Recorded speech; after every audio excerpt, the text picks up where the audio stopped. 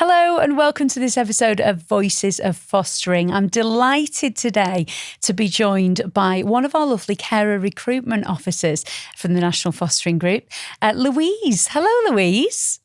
Hi, Helen. Hello. Nice to Hi. be here. Thanks so much for coming on. It's really, really lovely to meet you and to chat to you. So, firstly, you are a Carer Recruitment Officer, but that's quite a new role to you, isn't it? You've only been doing it for a few months. Is that right? Yes, that's right. Yes. I've worked in recruitment previously, but just having we started fostering a young lad, obviously earlier in the year in January, and it was just too much with the job I was doing. So this job, especially working for a national fostering group, is just a lot more flexible around Yeah. that. So Yeah. So you were a foster carer anyway with the National yeah, Fostering Group. You have been for over a year.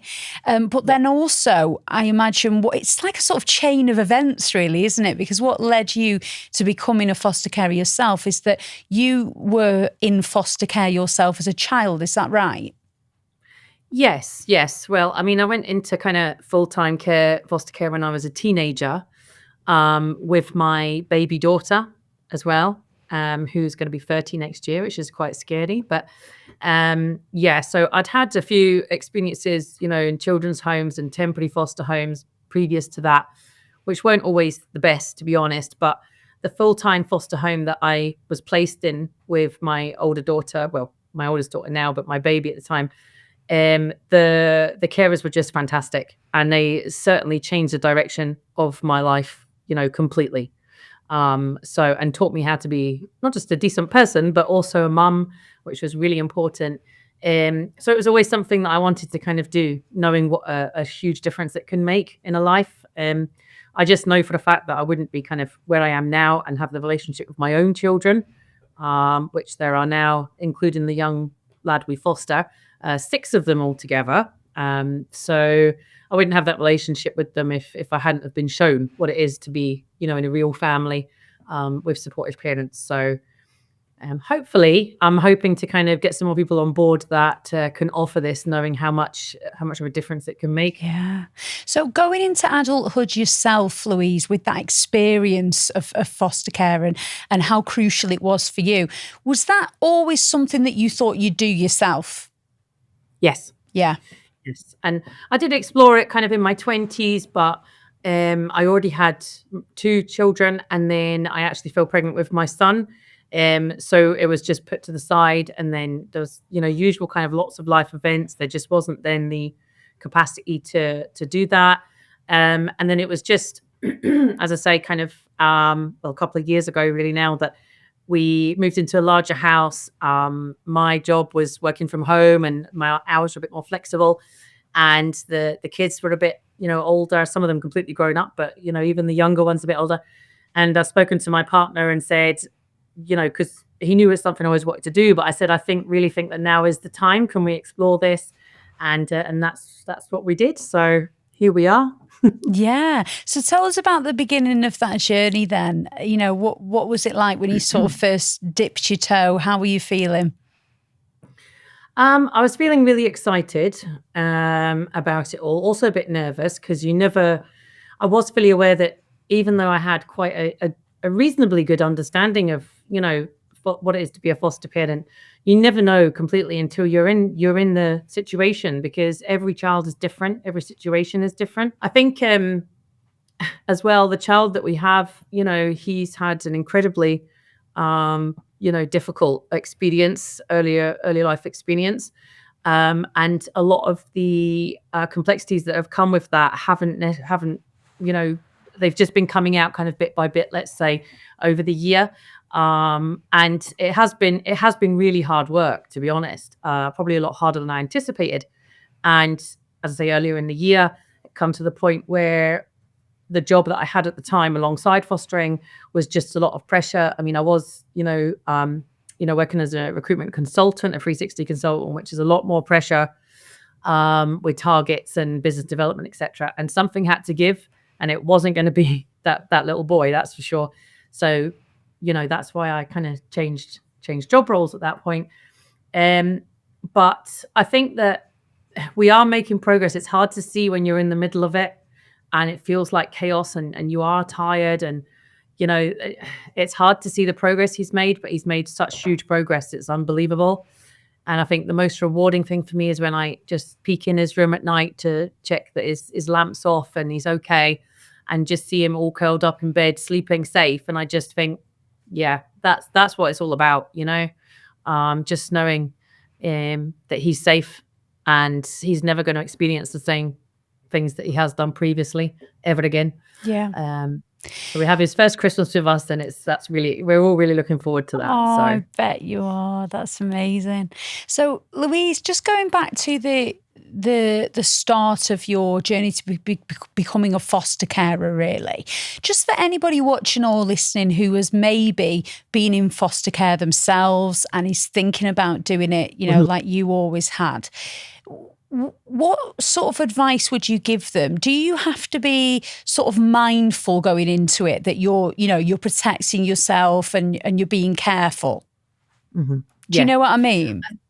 Yes. No, Yeah. I totally, I think I know what where you're coming from, Helen. And I think that, I think a lot of us will have, some kind of maybe emotional trauma or perhaps trigger wounds from life experiences, but especially when you've already been a looked after child yourself, then it's much more likely.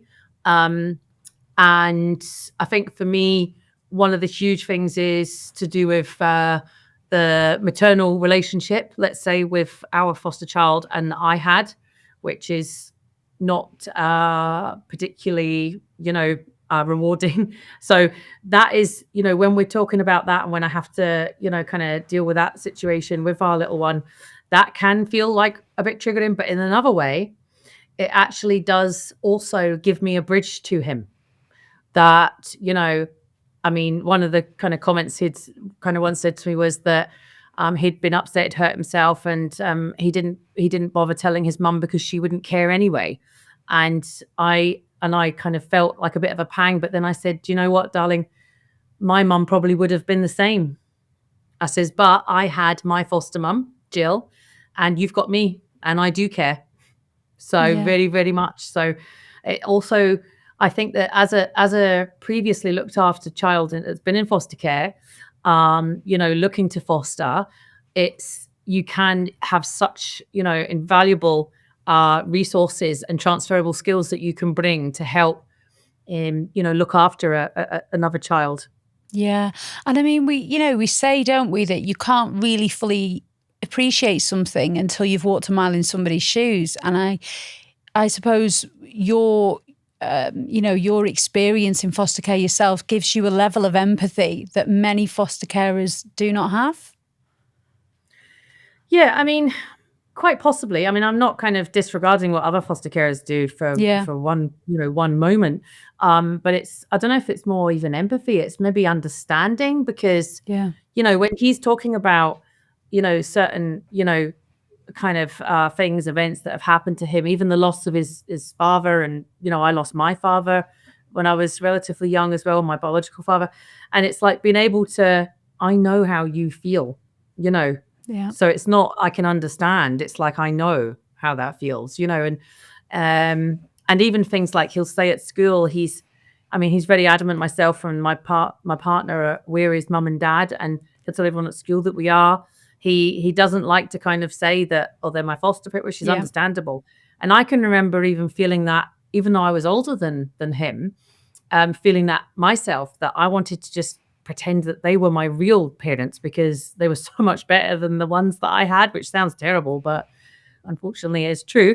It's one of those kind of, those yearnings. So I can understand from a lot of levels when it comes to that, how he feels. And I think also even my grown-up children can understand, because they know kind of my experiences, and they, my foster parents, and so it's just nice to have that for him, that he's got someone that can, relate to his experiences, I would say. So, Louise, you've been a foster carer for over a year now. You've been working as a carer recruitment officer for a few months. So, let's look at your everyday then. What's your everyday life now? Now you live, sleep, breathe fostering really in every element of your life, don't you? Yeah. Well, so our young lad, he's very hypervigilant. So he doesn't, he does kind of have minimal sleep hours. So I have kind of altered my routine. So I try and go to bed a lot earlier so that I can get a bit of a head start. But he's up quite early. But we have a really good routine because that's what he thrives on. I only work kind of part-time as a carer recruitment officer. And my manager and team are just absolutely fabulous. So if there is any really important meetings for him, which there obviously has been, then I can adjust my hours and, I can spread them out over the week if need be. So at other times. So I usually get him sorted off to school and then, jump on and see what's happening, see what needs to be done. It's been quite busy kind of coming up to Christmas. We've had a lot of care engagement stuff happening, which is just, kind of looking after our existing carers in the area. And it's been a good opportunity for me to get to know all the local carers and introduce myself. So I'm hoping kind of going into January, it's going to, take off a bit more and I can really start to get my teeth into, recruiting some more, foster carers for the team, basically. So, yeah. And what would you say, Louise? I'm sure the list is endless, but what makes a really good foster carer? The list is endless. I would say having a very open mind, being flexible and adaptable, empathy, of course, and that kind of ability to empathize, even if you can't understand completely. Try and put yourself in someone else's shoes. The practical things are, that you need to obviously have an extra room and, so the capacity to take another child into your home. But it's just so much more than that. That's just the very bare bones of it, I mean, at NFG overall, there's a lot of support and training that's offered. So I think that if you've got that willingness to want to, give a child an opportunity to be in a family and in your family home, then there's a huge amount of training. But it's just being able to have that, I would say, open-mindedness. I think that just with some of the discussion, the conversations I've had, I think some of the people that are quite rigid in their thinking of, well, this worked for my children, so I'll still be doing that, that's not the way. I've got 4 of my own biological children, a stepdaughter, and now I looked after little one. And I would say my parenting experience with all 6 of those has been completely different. So I think being able to have that adaptability, because things do change, and also no child is the same, especially when you haven't had them maybe. Sometimes you have, but perhaps since, birth. And you've got to be able to have that flexibility and willingness to learn and adapt to what needs to be. And bucketfuls of patience, of course. And Louise, lots of people in their everyday lives, they've got their own children, they've got their own things going on. They might not ever think about, you're aware that there are children in care, but you just don't think about it. And obviously you're so passionate about it. Why do you think that we as a society need to think about it and need to do something about it? I would say that there is still a lot of stigma, from my opinion, around looked after children and being in foster care. And I know this because I've heard it myself. I mean, even reasonably recently, I would say, when I'd spoken about fostering and someone had said to me in this particular, it was just a social situation. I did think about that. But then I thought, I don't know if I could deal with that, having, a child that's maybe going to come in and disrupt the house and, smash things up. And I was like, and I said, did you know that I was in foster care? And they were like, no. Wow. And I said, well, I was. Yeah. And they went, oh, I never would have thought you would have been in foster care. And I said, why not? And they said, well, just because they couldn't really answer. Well, what does somebody who's been in foster care look like? Do you know what I mean? Yeah. So you're really challenging stereotypes, aren't you? Yeah. Yeah.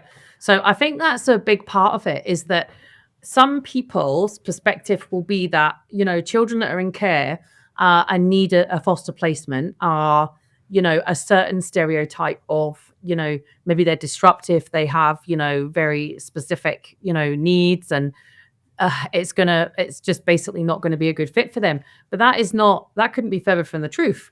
I mean, I think that the young lad that we have is maybe not sometimes the best example for me with when I'm talking to like friends and people I know, because he has ended up having quite a lot of complex needs. But that is just him. That's just one-off case.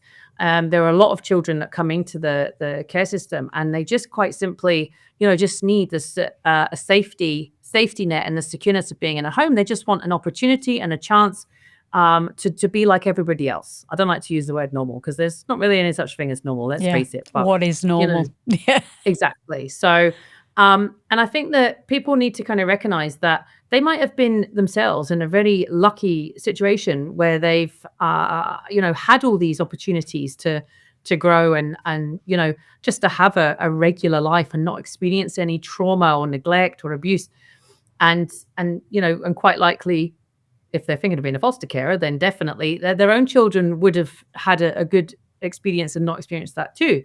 But some children, unfortunately, do have that, and they never asked for that. So they haven't asked to be put in that situation, and none of us asked for the parents that we got. So why shouldn't they have an opportunity to, have what everyone else has, which is a warm, loving, safe family? So I think that's why people do need to really consider that. And I know some people will think, with their own children, it wouldn't be the same. I don't think that that's the case. I mean, we absolutely, all of us adore the little one that we have. Well, not be without him. So in the information that I got about you, Louise, you say he is the epitome of resilience and is truly remarkable. Yeah, he is. He really is. Yeah, he's just, I mean, he's the cutest little button anyway, although, he is a little monkey, but, it probably helps he's got this very cute little face, but he really is, I've never just known someone like him. I mean, I think getting him in the right path and with the right support, he could be something, well, he already is incredible, but, he has a real opportunity to make something really good of his life. And what makes me sad is that someone like him, who's such a force of nature, and he's very intelligent as well,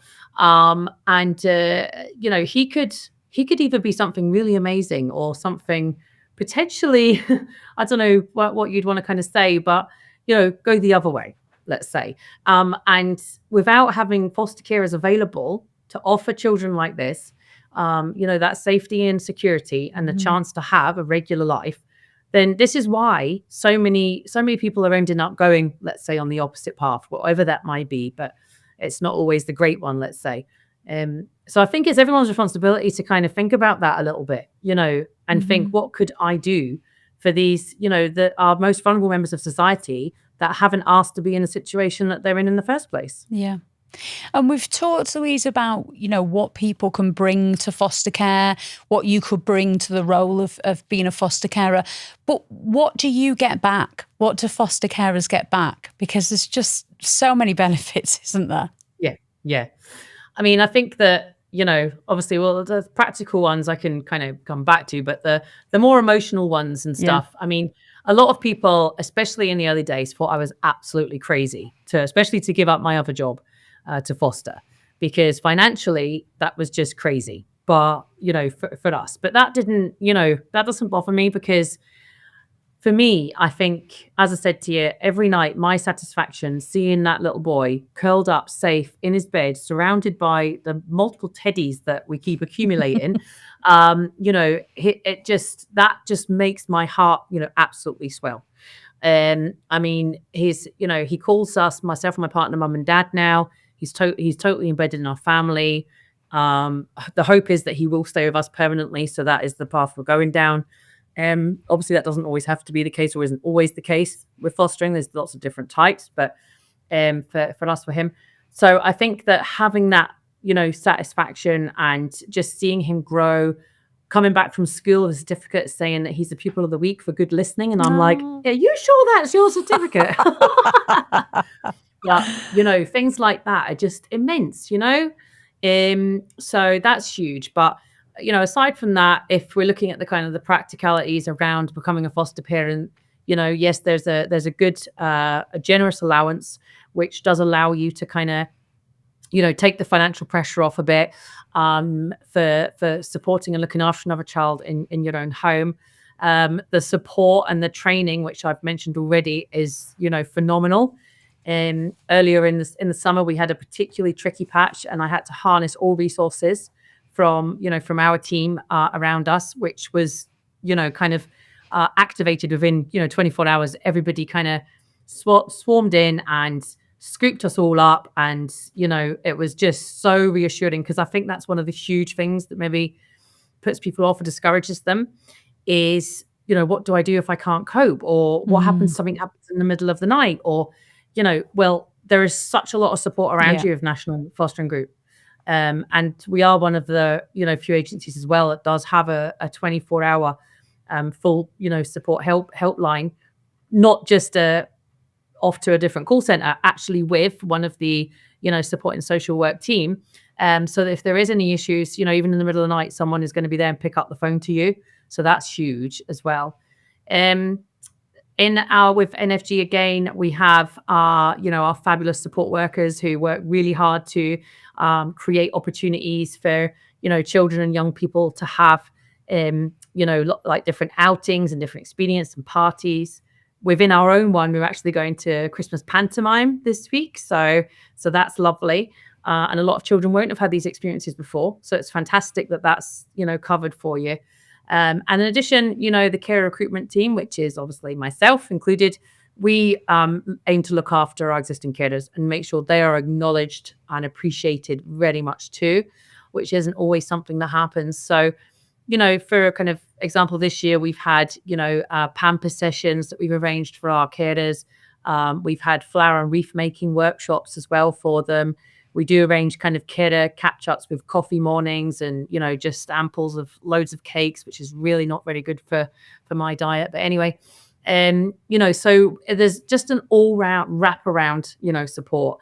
There's obviously many, many other kind of benefits in regards to kind of, discounts and access to, kind of financial advice and mortgages with foster carers. And the list kind of goes on, to be honest, Helen. But I think what's most important is the kind of the practical support of the team around you, and to be a really good foster carer, and the sort of person that I'm looking for is someone that's looking for that warm glow inside from being able to give a child a safe, secure home.